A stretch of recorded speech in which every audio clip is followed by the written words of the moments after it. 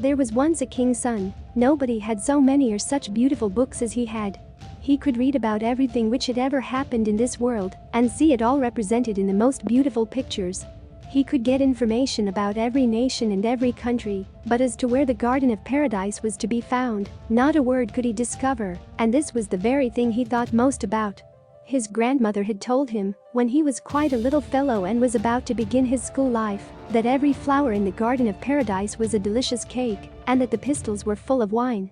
In one flower history was written, in another geography or tables. You had only to eat the cake, and you knew the lesson. The more you ate, the more history, geography and tables you knew. All this he believed then, but as he grew older and wiser and learnt more, he easily perceived that the delights of the Garden of Paradise must be far beyond all this. This is what he said then, and he still said it when he was 17. His thoughts were full of the Garden of Paradise.He walked into the wood one day. He was alone, for that was his greatest pleasure. Evening came on, the clouds drew up, and it rained as if the whole heaven had become a sluice from which the water poured in sheets. It was as dark as it is otherwise in the deepest well. Now he slipped on the wet grass, and then he fell on the bare stones which jutted out of the rocky ground.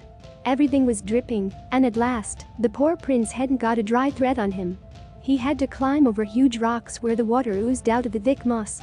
He was almost fainting. Just then he heard a curious murmuring and saw in front of him a big lighted cave. A fire was burning in the middle, big enough to roast a stag, which was in fact being done. A splendid stag with its huge antlers was stuck on a spit, being slowly turned round between the hewn trunks of 2 fir trees. An oldish woman, tall and strong enough to be a man dressed up, sat by the fire throwing on logs from time to time. "Come in, by all means," she said. "Sit down by the fire so that your clothes may dry." "There is a shocking draught here," said the prince, as he sat down on the ground. "It will be worse than this when my sons come home," said the woman. "You are in the cavern of the winds, my sons are the 4 winds of the world. Do you understand? Who are your sons?" asked the prince. "Well, that's not so easy to answer when the question is stupidly put," said the woman. "My sons do as they like. They are playing rounders now with the clouds up there in the great hall," and she pointed up into the sky. "Oh, indeed," said the prince. "You seem to speak very harshly, and you are not so gentle as the women I generally see about me." "Oh, I dare say they have nothing else to do. I have to be harsh if I am to keep my boys under control. But I can do it, although they are a stiff-necked lot. Do you see those 4 sacks hanging on the wall? They are just as frightened of them as you used to be of a cane behind the looking-glass.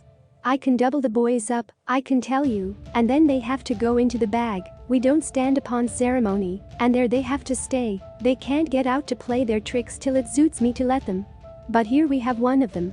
It was the north wind who came in with an icy blast. Great hailstones peppered about the floor, and snowflakes drifted in. He was dressed in bearskin trousers and jacket, and he had a sealskin cap drawn over his ears.